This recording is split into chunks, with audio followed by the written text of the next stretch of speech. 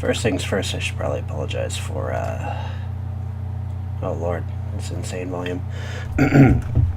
First things first, sorry for my voice being garbage. Second things second, uh, anyone who actually follows, which is 0 people, I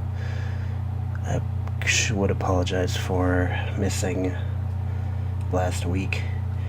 I was, busy with an event that occurred. Sometimes life happens. I wasn't in a position or a place where I would have been physically able to record anything.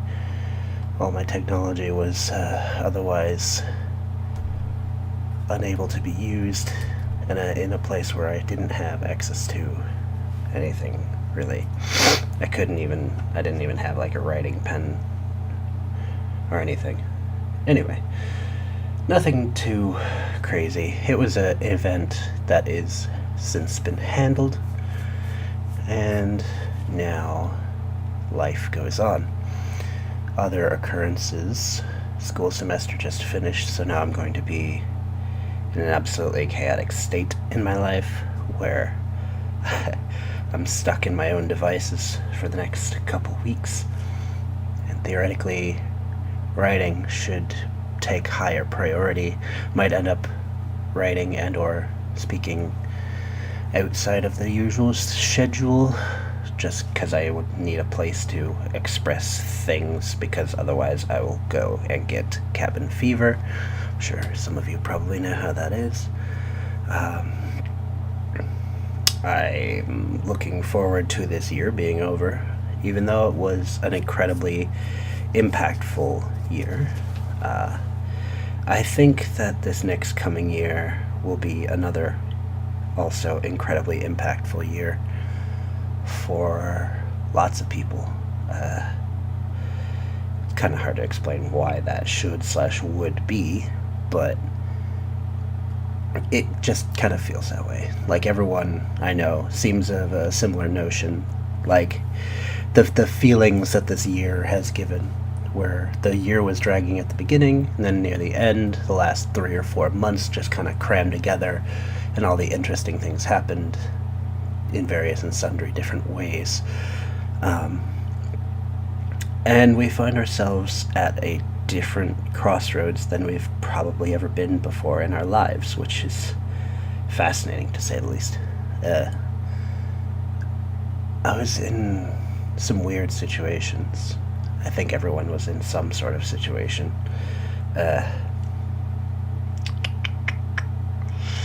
And yeah, looking forward to seeing what the next year brings, because it's you get to a certain point in life where everything is a specific way for a specific amount of time, and you're like, nothing can ever happen, and then something happens, and everything that you've known just kind of evaporates around you. And then you start trying to get comfortable again, and whenever you start thinking that you know what's going on, everything just decides to throw you for a loop again. It's like, I'm in a position where I might not be able to write, or at least record as regularly, but I could be writing in possible downtimes, so that I could upload less regularly, but still upload. Because I'm theoretically going to be getting a very, I would say, irregular job, or perhaps one that is demanding in a very specific kind of way. It's kind of hard to explain without saying specifically what it is, though. But it requires a certain set of circumstance in which you have open availability, but no guarantee to how many hours you would be getting, in a manner similar to how paramedics are, but not medical at all. I'm still in school for a major that I have not gotten even an associate's for yet. So med school is basically a lifetime away at this point. That said, it's important for people to consistently attempt to better themselves, even if they aren't always successful. Sometimes an attempt is a step forward enough to be what you need so that you can understand. It's like this semester, after 5 years, or 4 years, 4 years, 3.5 years of going to the same school, always parking in the same exact spot, walking the same exact path, for the first time, I made myself park in a different location. And it was probably the most terrifying thing I've ever done. I think I've actually spoken on this in a different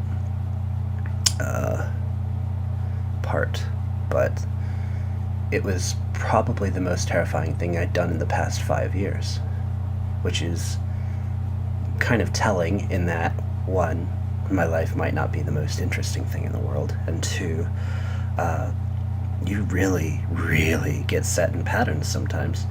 And some people are either in patterns and they don't recognize it, or they are in patterns and they feel powerless to change it. And the problem with that is getting out of that holding pattern, as it were, can sometimes be the most important step in moving forward as a human. And it's hard because sometimes you can see things that others can't or are unwilling to see in their patterns of behavior, in their pattern recognition, in the way that they carry themselves.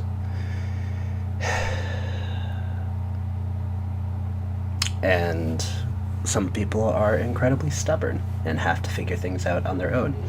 And in that way, some people may never actually figure things out because they are too unwilling to accept the truth, which is a unfortunate possibility. You can't force people to want better for themselves. You can't force people to accept help. They have to want help on their own. They have to be willing to seek it out. It's one of the hardest things, being a person like myself, desiring for nothing but to help people, and being largely powerless to help most of the people that I feel need help the most, because they haven't even begun to think that they need help, but they still put up the flags as if they do. They're just wanting everybody else to do the things that they think they need help with for them, which isn't how it works. You have to be the protagonist of your own story. You have to stand up and say that you're not going to take the situation that you're in anymore. You have to find the power within yourself to actively change a very small part sometimes, but enough of a small part that it ends up impacting things greatly. It takes a small handful of snow to create an avalanche. It takes one pebble sometimes to break a windshield. It's a few molecules of wind pushing in one direction sometimes to create a tornado. It's a single cigarette thrown out on the side of the road, still slightly smoldering, that causes a wildfire. Sometimes the smallest steps are the most important. But it's hard, because sometimes the things that you think are the smallest are then ignored forever, because you were like, oh, I'll fix it tomorrow. And then tomorrow never comes, because every day is tomorrow to you. Every day that's not today. You're always trying to push it back. And I understand. I've been there. I have. Excuse me. Yeah, very professional, I know, just coughing directly into the microphone. Sorry, I'm still a little bit head coldy. Very, very disgusting. Luckily, I only have 5 subscribers, so nobody's going to care. It is an incredibly noteworthy thing to begin to not necessarily even do the work to change, but to acknowledge that a change needs to be made, and to acknowledge that there is a problem. And that requires an immense amount of willpower, mental fortitude, and strength.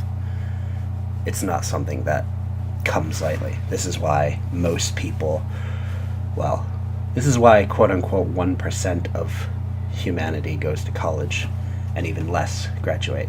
Most of the time, the reason that people pay extra for higher level education isn't because they teach more or less important things.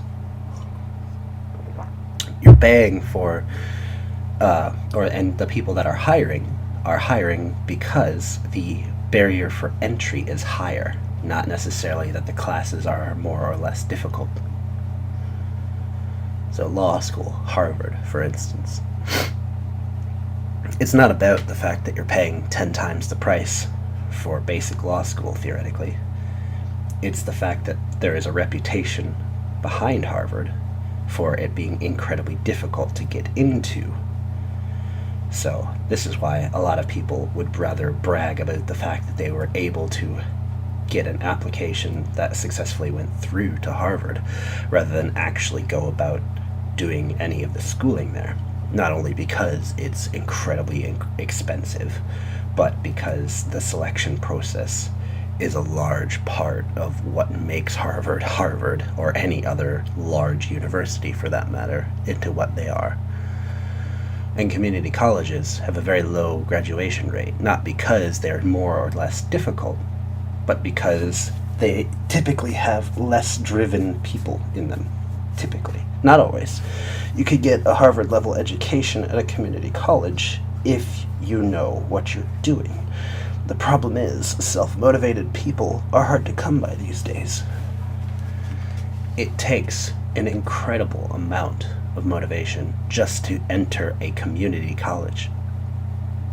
In some cases. In other cases, it's because they're being forced, and it's an incredible amount of dedication to fight the urge to rebel against it, simply because it is an object that you deem to be against you, even though it is for your own betterment, because anyone that feels they don't have, agency over their own decisions, will always rebel against it. You have to give people the illusion of choice, or you have to assume that people want the illusion of choice in very specific circumstances, where in other circumstances the illusion of choice is nothing but a hindrance. There was a class recently where the professor was an incredibly passionate professor, but he was passionate to the point where he would be more focused on trying to be good to the students rather than force them to be good to themselves, because he didn't really quite know how. So his way of getting around things was to say to the students, okay, there are no due dates. Everything could be finished and turned in on the last day if you have that amount of motivation, which caused 80% of his students to fail, and he didn't understand why. And he thought that it was only right and logical to be the teacher that could work around everyone's schedule. And that's a noble aspiration. However, college, there's that type of professor, and then there's the professor that grades too harshly because they're attempting to get you prepared for a higher level university. They want you to understand what failure feels like. So, which is more important in a community college? The professor that drives the points home, regardless of whether or not they are points that need to be made, because it's not like that person necessarily can understand where a college collegiate, I guess, where a student is coming from. There's nothing saying you can't determine how motivated a student is necessarily within the small window of opportunity that you get to see them. I've known teachers that I just asked and they would give me an A when I was failing. That's not necessarily beneficial to a student. If you're going to college, you're meant to learn. If you didn't learn anything, then what's the point of the class?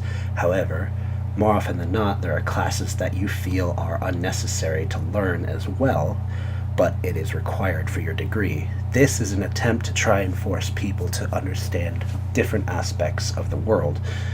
Jack of all trades, master of none. And it is largely considered more reasonable to be a philanthropist, a person who has many goals rather than a single one. Because that way, if the one doesn't pan out, you have multiple other venues, and you're still always climbing, or as some would refer to it as grinding.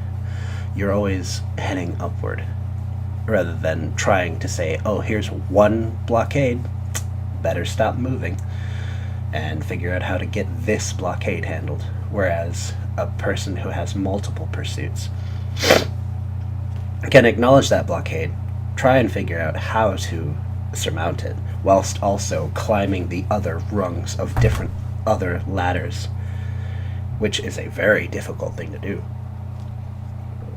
You would think that these people were related to octopi or spiders with the way that they behave. The fact that they're able to climb with more than two hands seems absolutely phenomenal. But there are humans that surpass what we would consider the norms, and the norm is really relevant to your position.